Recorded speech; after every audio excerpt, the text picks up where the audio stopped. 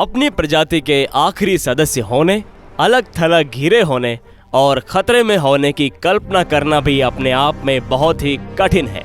लेकिन बाधाओं के बावजूद जब हर परिणाम एक प्रजाति के लिए निश्चित विनाश की ओर इशारा करता था, तब भी जीवन ने एक रास्ता खोज ही लिया।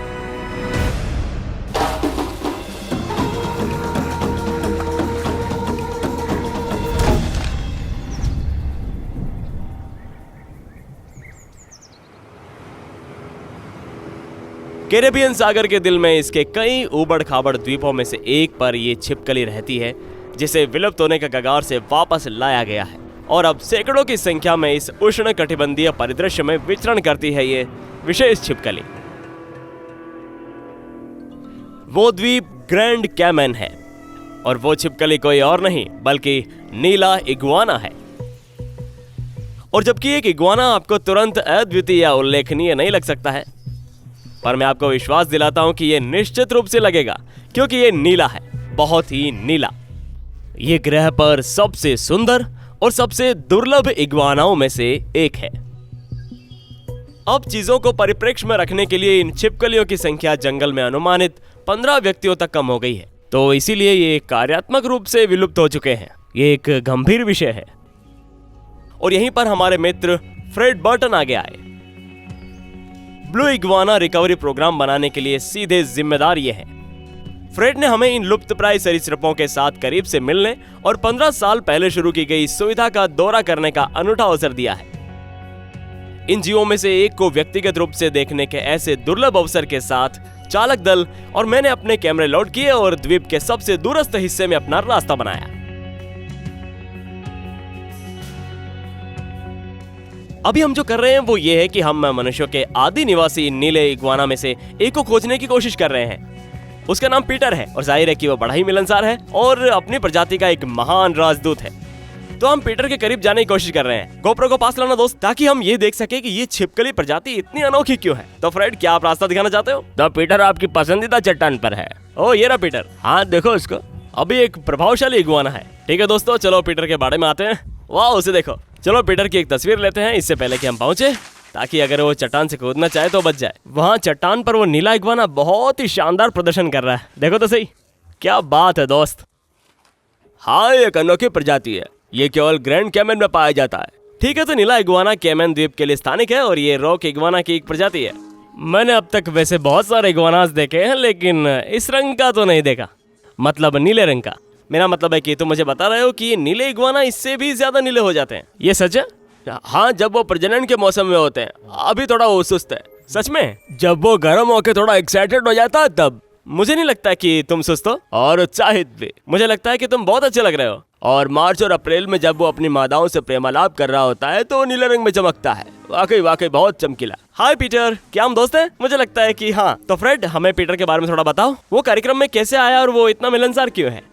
वो एक दिलचस्प मामला है, क्योंकि हम कई साल पहले वहाँ खुले में घूम रहे थे और हमने बजरी पर 1-2 साल का बच्चा देखा और हमने सोचा वो कहाँ से आया। हमने सोचा कि ये उन्मुक्त घूमने वाले इग्वानाओं में से एक होगा जिसने अंडे दिए होंगे और अंडे से बच्चे निकले होंगे और क्या क्या हुआ होगा। लेकिन हम सोचने लगे कि ठीक है, हमें इसे पकड़ लेना चाहिए ताकि हम इसके ब्लड सैंपल्स ले सके और अनुवांशिकी और अन्य चीजें सभी कर सके। तो हम इस चीज के पास पहुंच रहे हैं और ये बस हमें देख रहा है। ये वैसे डरता नहीं है, हम बस इसके पास जाते हैं और इसे उठा लेते हैं। ये ऐसा ही है, डर नहीं लगता इसे। लगता है डरना इसके जीन में ही नहीं है। मनुष्य के प्रति कोई स्वाभाविक प्रतिक्रिया नहीं करता, पहले दिन से ही दोस्ताना। मुझे ये पसंद है।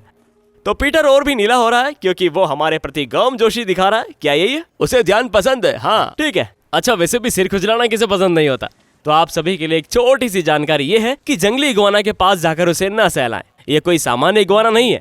ये तो वो इग्वाना है जो इंसानों के साथ घुल मिल गया है और इस तरह से बातचीत का आदी हो गया है। इसलिए आज हम पीटर के इतने करीब पहुंच पाए हैं। अगर आप जंगली रॉक इग्वाना के साथ ऐसा करने की कोशिश करोगे तो वो आपको काट खाएगा। और अगर आप पीटर के जबड़े को देखो तो ये बहुत ही शक्तिशाली है और उनके पास रेजर शार्प दांतों की 1-2 पंक्तियां भी होती है। तो आप निश्चित रूप से अपनी उंगली या अपने हाथ को जंगली रॉक इग्वाना के जबड़े में नहीं फंसाना चाहोगे। तो उन्हें अकेला छोड़ देना और उनसे सुरक्षित दूरी बनाए रखना सबसे बढ़िया है। लेकिन यार, ये अच्छे कितने हैं। तो ये मोती हम हर उस इग्वाना पर लगाते हैं जिसे हम छोड़ते हैं, और हम इसे बंदी इग्वाना पर भी लगाते हैं ताकि अगर वे बाहर हो तो पता रहे। और विचार यह है कि मोतियों के आकार और रंगों का संयोजन प्रत्येक जानवर के लिए अद्वितीय है। अगर हम पार्क में घूम रहे हैं और हमें कोई इग्वाना दिखाई देता है और हम जानना चाहते हैं कि वो कौन है, मोतियों पर दूरबीन को घुमाना है। डेटाबेस में देखने से हमें पता लग जाएगा कि वो कौन है। मुझे लगता है कि पीटर सो रहा है। दूसरी चीज जो हम करते हैं वो ये कि हम उसके सिर के किनारों और ऊपरी हिस्सों और इन बड़े बढ़े हुए तराजू की तस्वीर लेते हैं। अगर आप यहाँ थूथन पर मौजूद तराजू को देखो तो वे सभी थोड़े से अनियमित हैं और ये पूरी तरह से सम्मित नहीं है। ठीक है, हाँ सही कहा। और हर इग्वाना का तराजू का पैटर्न थोड़ा अलग होता है। ये एक फिंगरप्रिंट की तरह है। तो हमें इस इग्वाना की तस्वीरें मिल गई, और अगर ये कहीं दिखाई देता तो वो वहाँ जाना नहीं चाहता और पालतू जानवर का टैग और मन का टैग चला गया होता। हम अभी भी तस्वीर का मिलान कर सकते थे और कह सकते थे कि ये वही इग्वाना है, वो पीटर है। हाँ, वो पीटर है। लेकिन हम पीटर तक कैसे पहुँच पाए, इस पर विचार करते हुए मुझे नहीं लगा कि ये पता लगाने में बहुत समय लगेगा कि वे कौन है। तो रॉक इग्वाना के बारे में एक और अच्छी बात यह है कि आमतौर पर उसके पंजे होते हैं। ठीक है, तो ये एक हुक की तरह है, मुझे एक पंजे की तरह लगता है ये। लेकिन वो ऐसा नहीं करते, वो ज्यादातर समय जमीन पर बिताते हैं, लेकिन पेड़ों पर चढ़ने में काफी अच्छे हैं ये। और ये पंजे चीजों को बहुत प्रभावी ढंग से पकड़ते हैं, और घोंसले खोदने वाली मादाओं के लिए बेशक ये खुदाई के लिए अच्छे हैं। लेकिन अजीब बात ये है कि क्या आप जानते हैं कि हमारे हाथ इस तरह कैसे मुड़ते हैं? इसलिए ये मुझे बहुत पसंद है। ओह, ये दाएं से बाएं मुड़ते हैं, वे इस तरह नहीं मुड़ते, वो पीछे की ओर मुड़ते हैं। ये तो बहुत दिलचस्प है पीटर। और सोचिए क्यों वो लगातार इन चीजों को वनस्पति के माध्यम से खींच रहे हैं। क्या कारण हो सकता है? और अब फ्रेड, क्या ब्लू इग्वाना के बारे में और कोई खास बात है जो ध्यान देने योग्य है? मैं यहाँ इस छोटी सी बात का उल्लेख करना चाहता हूँ। ठीक है, क्या आपको यहाँ पर छोटा सा स्केल दिखाई दे रहा है, पारदर्शी जैसा? मुझे दिख रहा है। तो ये पीनियल आंख है, और ये सरीसृपों में एक बहुत ही आदिम विशेषता है, लेकिन ये आदिम जानवर नहीं है। ठीक है, प्रकाश वहां से होकर जा सकता है, और हमें लगता है कि वहां एक मस्तिष्क रिसेप्टर है, और वे शायद हमें निश्चित रूप से नहीं जानते, लेकिन हमें संदेह यह है कि इसका उपयोग दिन की लंबाई को ट्रैक करने के लिए करते हैं। और इसी तरह वे अवचेतन रूप से जानते हैं कि वर्ष का कौन सा समय है, और जब उन्हें प्रजनन के मौसम और उस तरह की सभी चीजों के बारे में सोचना शुरू करना होता है तो इसके लिए ट्रिगर्स है। ये बहुत ही अनोखी संवेदी प्रणाली है। ये बहुत बढ़िया पीटर, मैंने आपको जो बहुत सी चीजें बताई है वो उपयोगी है, क्योंकि हमें हमेशा लोगों को इन जानवरों से जुड़ने की जरूरत होती है। अगर हम इस तरह के जानवरों को संरक्षित करना चाहते हैं तो लोगों को इसमें शामिल होने की जरूरत है ना? सही कहा। और इस तरह के जानवर के बारे में बात यह है कि ये एक तरह से हमारे प्रति प्रतिक्रिया करता है। हम इसे समझ सकते हैं, हम सहानुभूति रख सकते हैं।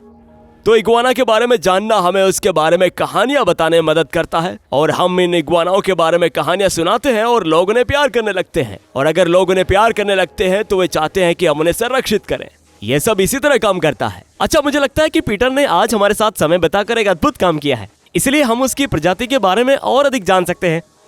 और जहाँ तक प्यार करने की बात है तो मेरा मतलब है, मुझे लगता है कि इसका सबूत यही है। दोस्तों, ये इग्वाना के मामले में अब तक का सबसे अच्छा ग्राहक है जिसे मैंने देखा है। पीटर, समय बताने के लिए थैंक यू, और धन्यवाद फ्रेड। वास्तव में सुविधा के दौरे की सराहना करता हूँ। सुंदर सरीसृपों की इस आबादी को वापस लाने के लिए आपका बढ़िया काम है ये। और यदि आप इस कार्यक्रम के बारे में और अधिक जानना चाहते हैं तो नीचे दिए गए विवरण में दिए गए लिंक को अवश्य देखें। मैं हूँ मार्क विंस। बहादुर बनो, तूफान मचाओ।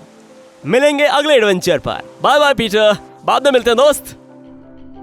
फ्रेड द्वारा किए गए प्रयासों के बिना और अब national trust blue iguana recovery programme द्वारा समर्थित ये छिपकलियां लगभग निश्चित रूप से जंगल में मौजूद नहीं होती।